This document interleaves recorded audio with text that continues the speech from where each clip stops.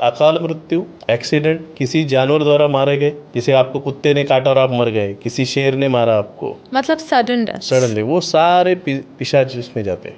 ये बोलना गलत है, लेकिन फिर भी मैं एक जानकारी लेके बताता हूँ कि पिशाच कहाँ रहते हैं। तो आदमी के तांत्रिक के पैरों में। कर्ण पिशाचिनी क्या है सर? कर्ण पिशाचिनी एक पूरी जो यानी शक्ति से भरी हुई स्त्री है।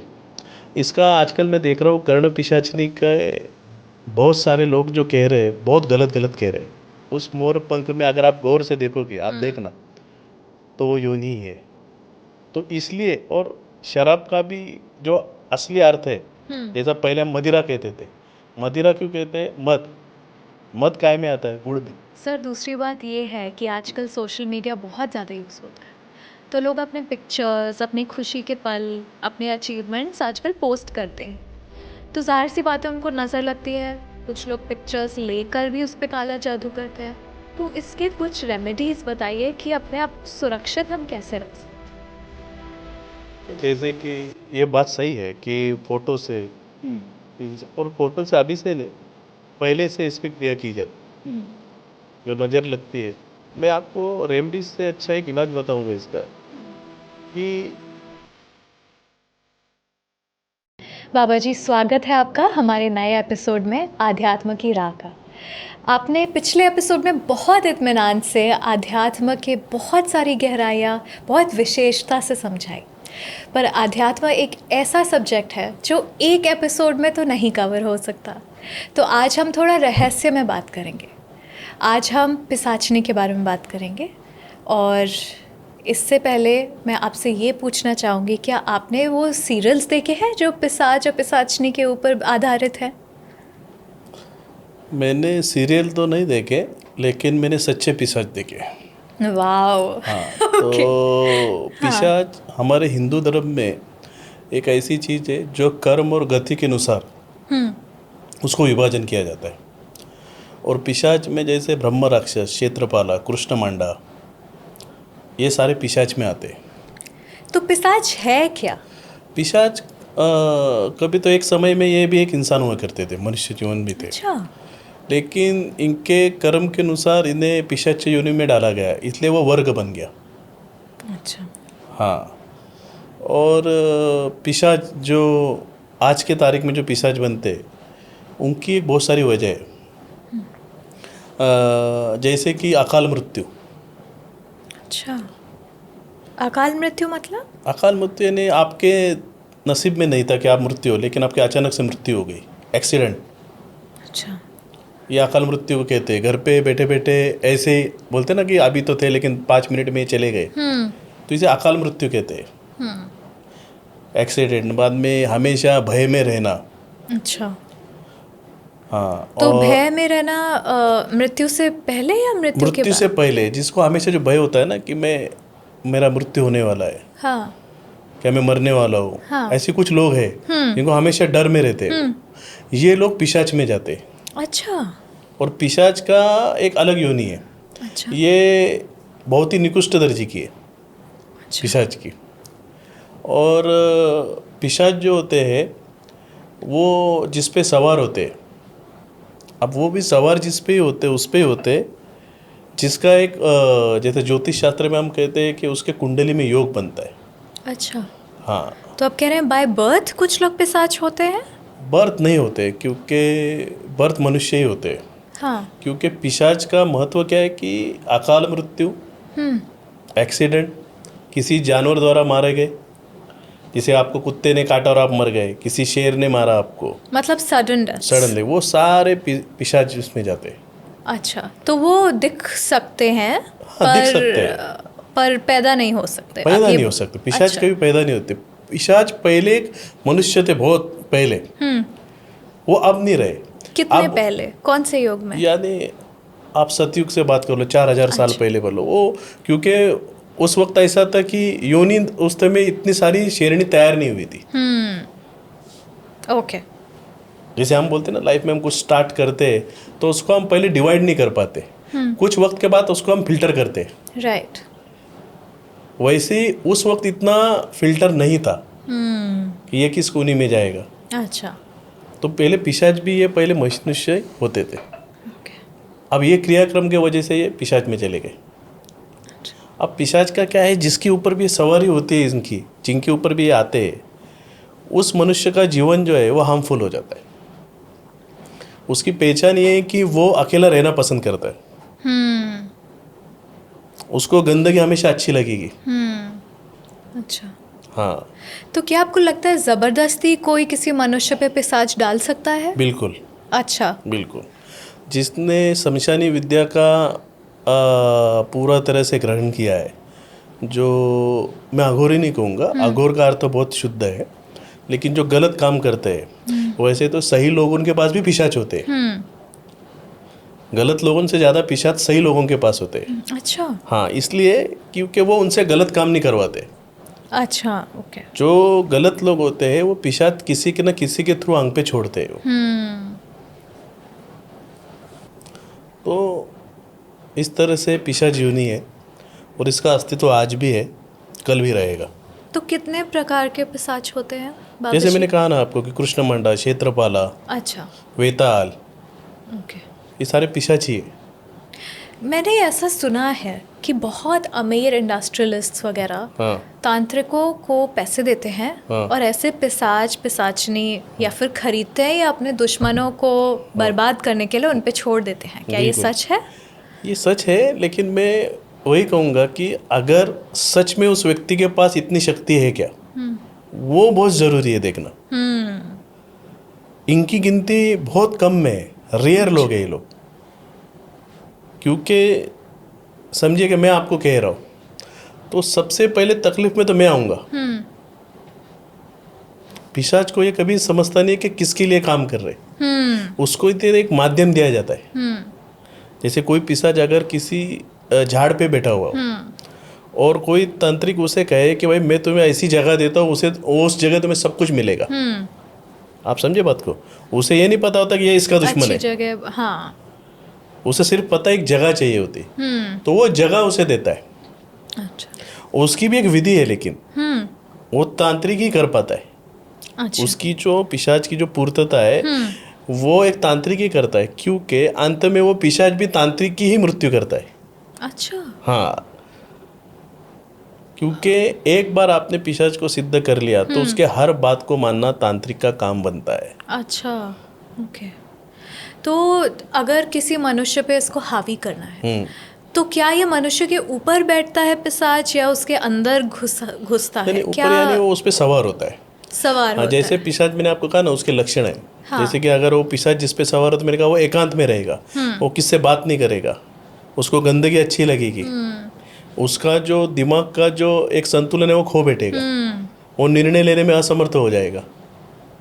आपको लगता है जिन पे पिशाच हावी होता है वो डार्क प्रैक्टिसेस भी करते हैं, ब्लैक मैजिक वगैरह? हाँ बिल्कुल। है ना? हाँ, क्योंकि नेगेटिविटी इतनी हावी हो नेगेटिविटी जाती इतनी है। हावी हो जाती है। अच्छा। जिसको भी आध्यात्मिक में क्या है कि आप जिसको भी पुकारेंगे, अभी कभी कभी कभी क्या होता है, जैसे कोई ढोंगी आदमी है तो वो किसी का देख के अगर किसी समझो पिशाच को बुला रहा है, अभी उसको विधि पता नहीं है, कुछ पता नहीं है, लेकिन वो बुला रहा है और उसे पता भी नहीं था कि वो सच में आ गया है। अच्छा। हाँ तो अगर वो सच में आ गया तो उसको समझता नहीं कि वो पिशाच आया हुआ है। अब वो पिशाच क्या करता है, वो तो देख रहा है, वो कार्य करता है उस जिसने उसे बुलाया। अब इसको तो पता नहीं है कि उसको वहाँ कैसे भेजा जाए, तो वो क्या करता है, फिर इसको माध्यम बनाता है। अच्छा। फिर वो मनुष्य पिशाच के लपेटे में आ जाता है। जो ढोंगी तांत्रिक ये करता है वो खुद उसके लपेटे में आ जाता है। फिर क्या होता है कि वो तांत्रिक को, यानी जो जिसका तांत्रिक बनने का ढोंग कर रहा है, उसे पता ही नहीं चलता है कि मैं कब पिशाच के इसमें आ गया, मेरी गति कब रुक गई। वो अचानक से एक पीड़ित व्यक्ति जैसा समाज से बाहर हो जाता है। ओके। तो मतलब वो आप गुलाम हो गए पिशाच के? गुलाम हो गए, आपको पता ही नहीं है हाँ। ना। अभी सबसे बड़ी चीज़ है पिशाच की जो तंत्र जिसने सीखा है, आपके जो तांत्रिक है, आपके शरीर का एक हर एक किस जगह जो है वो कहाँ ना कि किसी चीज़ की एक रहने की जगह है। अगर आप बताओगे कि मेरे पूरे शरीर में, ये बोलना गलत है लेकिन फिर भी मैं एक जानकारी लेके बताता हूँ कि पिशाच कहाँ रहते, तो आदमी के तांत्रिक के पैरों में। अच्छा, हाँ पैरों में होते हैं। बिल्कुल। एक और बात बताइए सर, क्या पिशाच एक शक्ति के पीछे पड़ सकता है कभी भी? बिल्कुल नहीं, बिल्कुल नहीं। बिल्कुल नहीं, क्योंकि वो शक्ति की इतनी, यानी पिशाच के पास जो शक्ति है वो निकृष्ट दर्जे की है, और जो शक्ति है वो तो बहुत महान होती है। हाँ। वो तो उसके आसपास भी नहीं भटकते, अच्छा, आसपास भी नहीं आसपास भटकते। भी नहीं भटकेंगे। पर अगर वो प्राप्ति करने की कोशिश करते हैं मनुष्य द्वारा कि हाँ। उनको वो पावर मिल जाए, ऐसा होता है? कौन पिशाच? हाँ, अगर कोई पिशाच मनुष्य पे हावी है, हाँ। तो क्या वो किसी शक्ति के पीछे पड़ सकते हैं वो पावर लेने के लिए? नहीं नहीं, बिल्कुल नहीं। एक बार पिशाच अगर आप पे हावी हो जाए, हाँ। तो आप इन चीज से आपका छुटकारा हो जाता है। अच्छा, ओके। आप उस आपकी बौद्धिक क्षमता ही नहीं रहती उस चीज़ों को जाने के लिए। अच्छा। जैसे अगर पिशाच आपके पास और पिशाच भी आपसे केंद्रित है, तो आप मंदिर नहीं जाएंगे, ओके। आपको वो बातें पसंद ही नहीं आएगी, आप सुनेंगे लेकिन नज़रअंदाज करेंगे, क्योंकि वो पिशाच हो गए हो। एक बार उस पर पूर्णपणे हावी हो गया पूरी तरह से, कि फिर उसका जो धार्मिक कार्य जो है वो पूरी तरह से बंद हो जाते हैं। अच्छा। और पिशाच की एक खासियत है कि आप उसके जो, ये जैसे मैंने 3 लक्षण बताए, लेकिन इसका एक बहुत राज है। अगर किसी आध्यात्मिक और तांत्रिक के पास जाए आप, किसी घर में कोई इसको अगर प्रेत की बाधा हो गई पिशाच की, तो हर तांत्रिक उसे पहचान नहीं पाएगा, वो छुपे है, वो आपको भटकाएगा।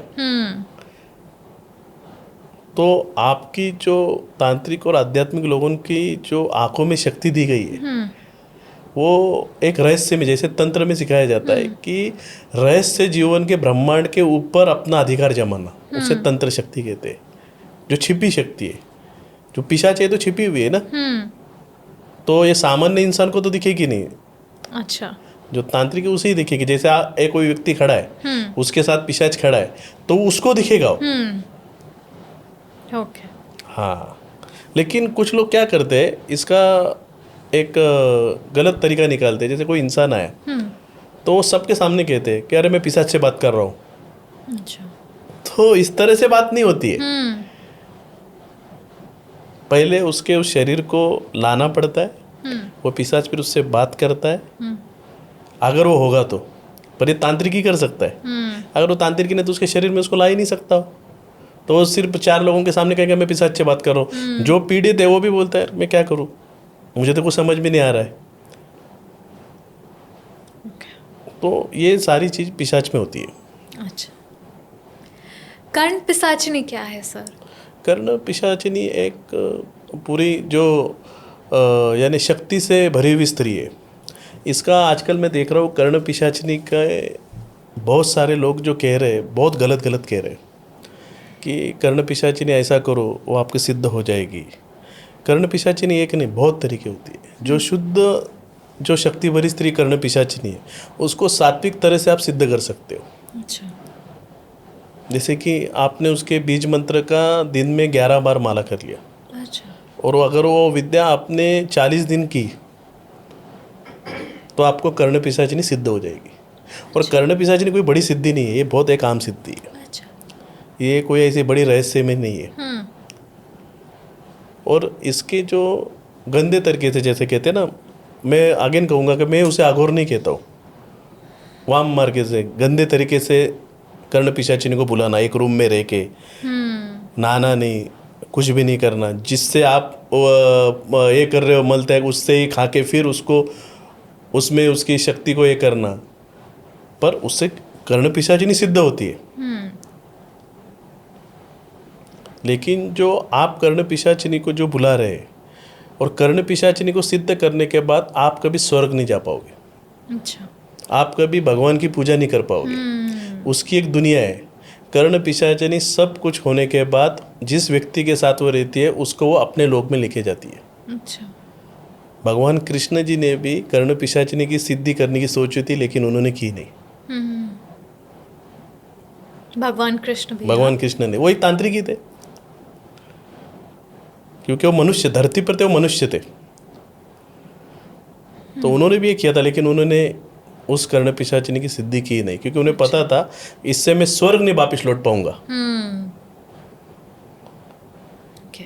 हाँ, तो कर्ण पिशाचिनी करती क्या है, आपके कान में आके कहती है, इससे ज़्यादा क्या है। तो वो महान सिद्धि थोड़ी हुई, ओके। और वो जल्दी सिद्ध हो जाती है। सर दूसरी बात ये है कि आजकल सोशल मीडिया बहुत ज़्यादा यूज़ होता है, तो लोग अपने पिक्चर्स, अपनी खुशी के पल, अपने अचीवमेंट्स आजकल पोस्ट करते हैं, तो जाहिर सी बात है उनको नज़र लगती है। कुछ लोग पिक्चर्स लेकर भी उस पर काला जादू करते हैं, तो इसके कुछ रेमेडीज़ बताइए कि अपने आप को सुरक्षित हम कैसे रख सकते हैं। देखिए, जैसे कि ये बात सही है कि फ़ोटो से इंसान, और फोटो से अभी से नहीं, पहले से इस पर क्रिया की जाती है, जो नज़र लगती है। मैं आपको रेमडीज से अच्छा एक इलाज बताऊंगा इसका, कि आज की दुनिया में जो हम सेल्फी लेते हैं, तो स्टार्ट से हम डे 1 से ट्रैवल को शूट करते हैं, और एवरी मिनट हम उसको सोशलाइज कर रहे हैं कि अभी मैं यहाँ पे हूँ, अभी मैं यहाँ पे हूँ, अभी मैं यहाँ पे खाना खा रहा हूँ, अब मैं यहाँ पे पहुँच गया। सबसे बड़ी गलती है ये। बिल्कुल। आप पहले समझिए, आप मुंबई से दिल्ली जा रहे हो, तो आप दिल्ली पहुँचिए, वो आपका काम ख़त्म कीजिए, और फिर उसको रिलीज़ कीजिए। अच्छा, जब पूरा काम हो जाए फिर पोस्ट, फिर उसको रिलीज़ कर दीजिए। और सेकंड चीज़, आपको अगर पता है कि आपके दुश्मन, ये कुछ लोग ऐसे हैं जो आपके फ़ोटो से भी करेंगे, तो एक आध्यात्मिक में जो गुरु होते हैं, तो उनके पास एक ऐसी चीज़ है, फ़ोटो बोलिए या किसी का नाम लेके बोलिए, ये कोई तो दिमाग में लेके उसका चित्र बना के भी करता है।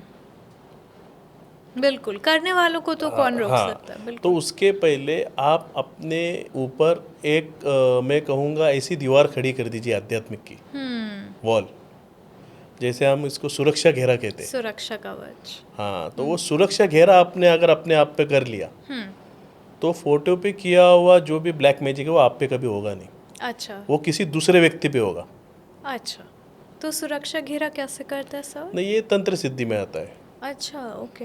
हाँ, जैसे कि किसी ने मुझे कहा कि मेरे ऊपर कभी किसी का जादू टोना, ब्लैक मैजिक या नज़र नहीं लगनी चाहिए, तो उसको इस तरह से सुरक्षा कवच दिया जाता है कि अगर कोई इंसान अगर उस फोटो के माध्यम से उस पर कर रहा है, तो वो उसको दिखेगा ही नहीं। अच्छा। एक तरह की वॉल खड़ी हो जाती है। ये मंत्र से भी किया जाता है। अच्छा। तो पहले कैसा था कि हर चीज़ जो है, आज के तारीख में अभी यंग जनरेशन इन चीज़ों को बातें मानेगी नहीं। पहले के इसमें कैसा था कि हम कोई भी चीज़ अपने घर में बड़े बुजुर्ग को पूछते थे कि मैं यहाँ जाऊँ क्या, मुझे यहाँ जाना है। और उससे भी पहले होता था कि वो अपने गुरुओं से पूछते थे। बिल्कुल। जैसे कि आपने राम राज्य में देखा होगा, प्रभु श्री रामचंद्र जहाँ बैठते थे, तो उनका जो दरबार था, तो सबसे पहले जो कौन बैठते थे, धर्मगुरु। सब लोगों से परामर्श करते थे। अच्छा। क्यों, इसकी वजह क्या थी? जैसे भगवान राम ने जैसा 14 वर्ष के लिए वनवास गए, तो वो अपने पहले गुरु के पास गए। बिल्कुल। कि मैं वनवास जा रहा हूँ, मुझे किसी भी तरह की उस पर आपत्ति ना आए, और आए तो मैं आपके माध्यम से उस आपत्ति का ये भाग निकालूं और मैं आगे चलूं। तो गुरु ने क्या किया, उन्हें उसे मार्ग दिया। जैसे प्रभु श्री राम को पहले से ही पता था कि माता सीता का हरण होने वाला है। अच्छा।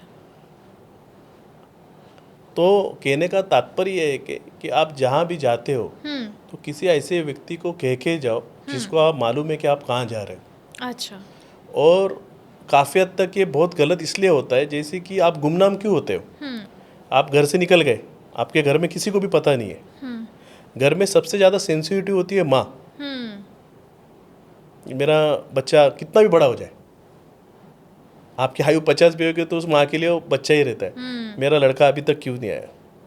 तो वो क्या करती है ना, अपने भगवानों के सामने मन्नत करती है कि मेरा लड़का सुरक्षित घर पे आ जाए, जहाँ भी गया हो लेकिन उसे सुरक्षित पहुँचा दो। तो वो चीज़ कार्य करती है।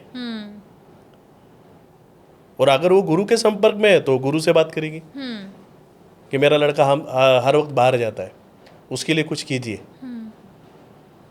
तो ये सब चीज़ें अगर आज नहीं है, इसलिए हमारे ऊपर ये चीज़ों का ज़्यादा प्रभाव गिरता है। जो लोग देखो आप, जो आज के जो यंगिस्तान है जो बाहर जाते हैं, और कुछ वक्त के लिए हमें मालूम पड़ता है कि वो मिले ही नहीं, क्योंकि आप ऑलरेडी खुद को गुमनाम करके चले गए। जैसे हम घर पे कहते हैं ना कि मैं आऊँगा, तो आपने किसी को कहा ही नहीं ना मैं आऊँगा, आप तो सीधे चले गए। और जो आप पे कर रहा है वो तो उसी कार्य के लिए कर रहा है ना कि आप वापिस ना आए, बिल्कुल। तो उसमें वो ताकत उसकी बढ़ जाती है। और मैं हमेशा कहता हूँ कि आपको भगवान को पूजना है तो ये नहीं कि आप 6-6 घंटा भगवान के सामने बैठ के पूजा करें।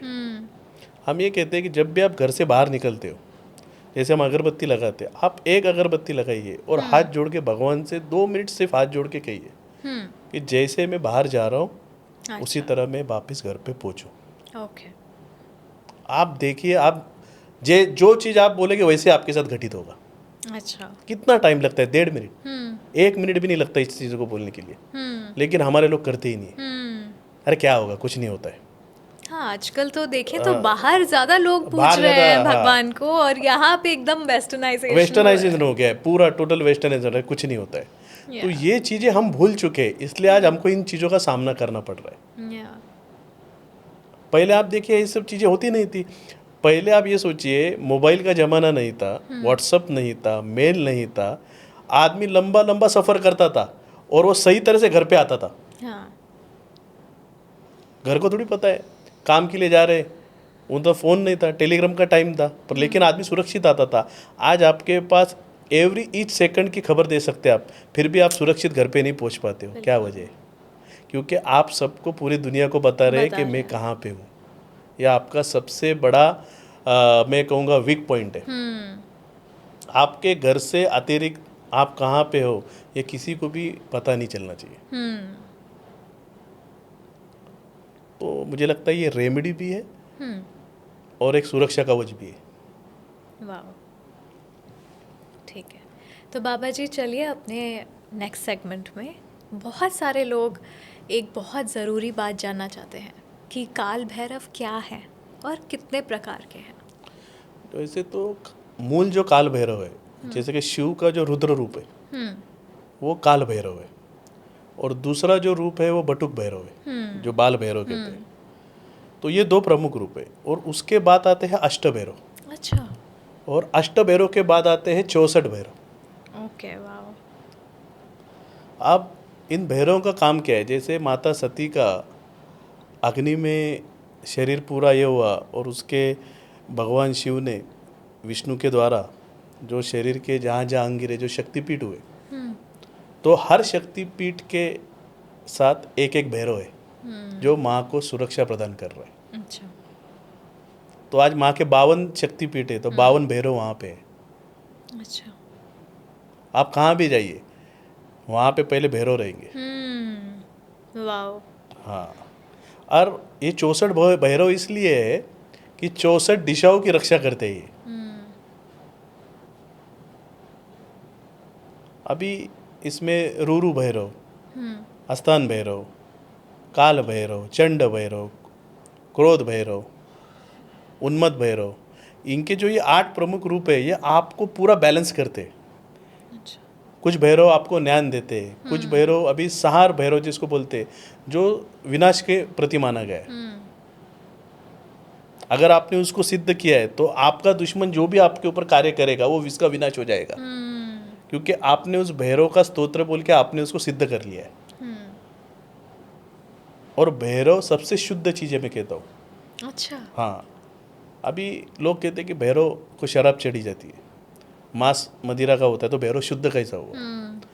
तो भैरव कभी शराब और मांस मदिरा नहीं लेते, वो आपसे आपकी चीज़ छुड़वाने के लिए आपके पास लेते हो। अच्छा, दैट्स वेरी इंटरेस्टिंग। हाँ, और भैरव का कार्य क्या है? हाँ। वो एक काली दुनिया में जीते हैं, तो पूरी जो एनर्जी है, ब्लैक एनर्जी, वो अपने शरीर में धारण करते हैं। तो इसलिए, और शराब का भी जो असली अर्थ है, जैसा पहले हम मदिरा कहते थे, मदिरा क्यों कहते हैं? मद, मद काय में आता है? गुड़ में। अच्छा। इसके पीछे भी एक रहस्य है, बहुत रहस्य है, लेकिन आगे आते आते, हमारे यहाँ तक आते आते वो शराब बन गई। आपको खांसी होती है तो आप क्या करते हो? मुझे बताइए। कफ सिरप पीता है। तो कफ सिरप में क्या है? हाँ, अल्कोहल तो है। अल्कोहल है तो आप शराबी है क्या? उसका कार्य क्या है?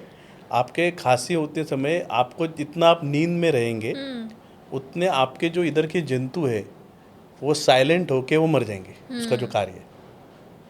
तो वो एक दवा का कार्य करता है। वैसे ही मद जो है वो एक दवा का कार्य करता है, लेकिन लोगों ने अपने फायदे के लिए उसे शराब, तो भाई शराब काल भैरव को भी चढ़ती है, माता को भी चढ़ती है, तो उसका हम भी भोग लगाएंगे। अच्छा। आप मेडिकल में जाएंगे, अगर किसी का ऑपरेशन है तो पहले क्या किया जाता है? एनेस्थीसिया दिया जाता है। या एनेस्थीसिया क्या है? अल्कोहल है, आपके हाँ, बॉडी को सुन किया जाता है। सेडेटिव, या अभी तो हम डेवलप हो गए कि हाथ को अगर ऑपरेशन है तो हाथ तक का ही एनेस्थीसिया दिया जाता है। पहले तो पूरे बॉडी को एनेस्थीसिया दिया जाता था। 85-90% बॉडी को डेथ किया जाता था, क्योंकि हम अभी डेवलप हो चुके हैं। उसी तरह भैरव जी को शराब यानी मद चढ़ता है। तो और जो भैरव जी चलते हैं वो काली के साथ में चलते हैं। अच्छा। तो काली के साथ में 64 योगिनियाँ भी चलती है, कच्चे कलुए भी चलते हैं। तो ये चीज़ें तो उनके लिए तो जो जरूरी है। 64 योगिनी है वो क्या देवी की स्वरूप है या वो योगिनी ही है? नहीं, वो योगिनी है अच्छा। जो देवी के साथ में रहती है। तो और 64 ही होती हैं, ये 64 भैरव है। और भैरव भी 64, 64 जैसे भैरव अपने है। दृश्य के बारे में बताया। हाँ बिल्कुल, तो वो 64 भैरव है। और आपको तंत्र विद्या में कुछ भी हासिल करना हो तो पहले भैरव को सिद्ध करना होगा आपको। बिना भैरव के आप कुछ नहीं कर सकते। बिल्कुल। तांत्रिक को अगर सुरक्षा कवच करनी है तो पहले उसे भैरव स्तोत्र आना चाहिए। रावण ने भी पहले भैरव स्तोत्र ही सीखा था, और बहुत सारे जो भैरव जो स्तोत्र है, वर्णन है, वो रावण ने खुद लिखे हुए, रावण रचित तो है। रावण स्तोत्र भी है। हाँ। हाँ, तो वो रावण को पता था कि जब मैं इसमें जाऊंगा तप करने तो मुझे किस किस चीज़ की मुझे तकलीफ आएगी। तो वो जैसे- पहले से ही उसने अपना प्रोटेक्शन कराया था। काल भैरव जी को पहले अपना सुरक्षा कवच बना लिया था। तो जब भगवान ब्रह्मा ने भी सोचा कि रावण के तप को तोड़ा जाए, वो गए थे ब्रह्मा भगवान कि भाई इसके तप को अभी तोड़ दो, वरना ये तो सबसे शक्तिशाली बन जाएगा। तो जब भगवान ब्रह्मा गए तो उन्होंने देखा ये तो भगवान साक्षात शंकर है यहाँ पे काल भैरव, तो ये तो सुरक्षा कवच में तोड़ ही नहीं पाऊंगा। बिल्कुल। इसलिए रावण ने इतनी सारी सिद्धि हासिल कर ली। वाह। इसलिए काल भैरव स्तोत्र और काल भैरव की पूजा ये बहुत ही महत्वपूर्ण है। सबसे सरल एक कोई मंत्र बताइए काल भैरव का जो हम सब कर सके। ये वैसे तो ओम काल भैरवाय नमः है। ओम काल भैरव। हाँ, ओम भैरवाय नमः है। ओम भैरवाय नमः। हाँ, तो ये एक साधारण मंत्र है। हाँ। इसका कोई भी उच्चारण कर सकता है। लेकिन बीज मंत्र से एक्चुअल काल भैरव को जो है ना, बीज मंत्र से उसका कुछ नहीं होता है। उसके लिए आपको उसका कवच ही याद करना होता है। वो शक्तिशाली है। अच्छा। बहुत शक्तिशाली है। अगम है वो। हाँ, बहुत बहुत शक्तिशाली कवच है वो। जितना आप काल भैरव का कवच याद करते बोलते जाएंगे उतनी आपकी सुरक्षा बढ़ती जाएगी। अगर हम बस चला के छोड़ दें तो काम करेगा? नहीं नहीं, उसको एक प्रॉपर तरीके से, वो भी एक मार्गदर्शन है ना, क्योंकि काल भैरव का स्तोत्र आप इस ऐसे ही नहीं बोल सकते। उसका भी नियम है। अच्छा। सबसे पहले आपके शरीर की शुद्धि महत्वपूर्ण होता है। लोग कहते हैं कि काल भैरव को मदिरा और मांस चढ़ता है तो हम मांस खा के काल भैरव के, बिल्कुल गलत है ये। काल भैरव को अगर आपका कवच पढ़ना है तो आपको पूर्ण शुद्ध होना पड़ता है। हाँ। आप प्याज लहसुन भी नहीं खा सकते, और आपने पढ़ने के बाद उस दिन भी आपको कुछ नहीं खाना है। क्या बोलेंगे मैंने भैरव कवच पढ़ लिया, आप मैं खा सकती हूँ? नहीं, आपको तकलीफ होगी। और कुछ ऐसे अनाज है वो भी नहीं आप खा सकते। अच्छा। तो प्रॉपर तरीके से आपने उसको ये किया तो उसको आपका सही फल मिलेगा आपको। अच्छा। तो वो तो अच्छी चीज़ है काल भैरव, गलत चीज़ तो है नहीं। ओके।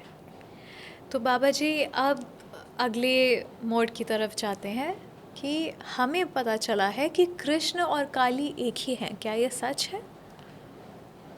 देखिए, वैसे तो काली जो है ये एक बहुत बड़ी महान शक्ति है, जिसे हम ब्रह्म पदार्थ जो कहते हैं वो काली ही है।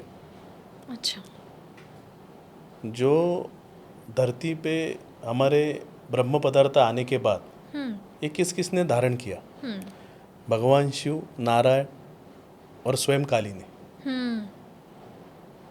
वैसे तो काली की अनंत कथा है, और काली से ही सूर्य है, काली से ही चंद्र है, पूरा ब्रह्मांड काली से है। आप इतना बड़ा सूर्य देखते हैं लेकिन वो काली के दो भुकुट के बीच में से उसका उगम स्थान है। तो वो तो सृष्टि है, वो तो उससे बड़ा तो कुछ है ही नहीं काली से बड़ा। अब ये विषय आता है कि कृष्ण काली क्यों है। बिल्कुल। क्योंकि इसके पीछे भी एक कथा है।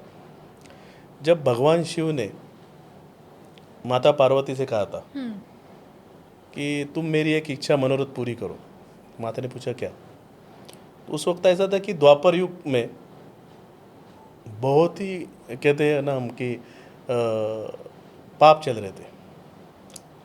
देवी पुराण में जो वर्णित है कि भगवान शिव ने माँ काली से कहा कि तुम माया रूप लेके द्वापर में देवकी के गर्भ में जन्म लेना, मैं राधा बन के धरती पे आऊँगा, वाह। हाँ।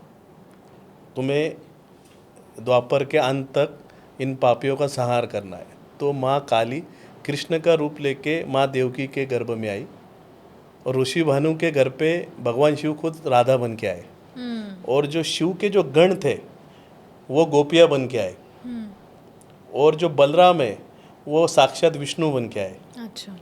और माता की जो सहेली है जया विजया, वो सुदाम बन के नीचे आए। अच्छा। ये तो महाविलास है ना, ये तो बिल्कुल। माता का, ये नीचे आए ये लोग।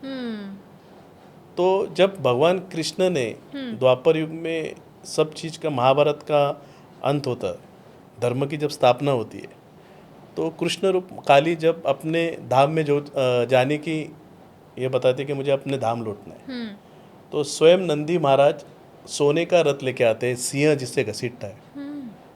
तो उस पे माँ काली जो है उस रथ पे बैठ के अपने 8 पटरानियों के साथ शिव के गण सब बैठ के अपने कैलाश धाम जाते हैं, क्योंकि उसी कार्य के लिए माँ काली जो कृष्ण का रूप लेके आई होती है। अच्छा। अभी और एक उसमें आपके लिए मैं एक बात बताना चाहता हूँ।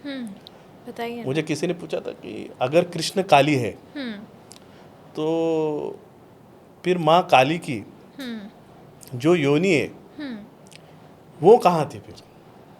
तो इसका भी बहुत बड़ा रहस्य है। आज तक ये पता नहीं है कि भगवान कृष्ण जो है मोर पंख क्यों लगाते।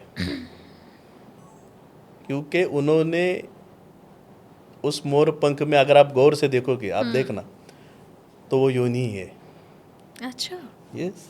कैसे? यही तो माया है, इसलिए तो मोर पंख हमेशा अपने साथ में रखते हैं।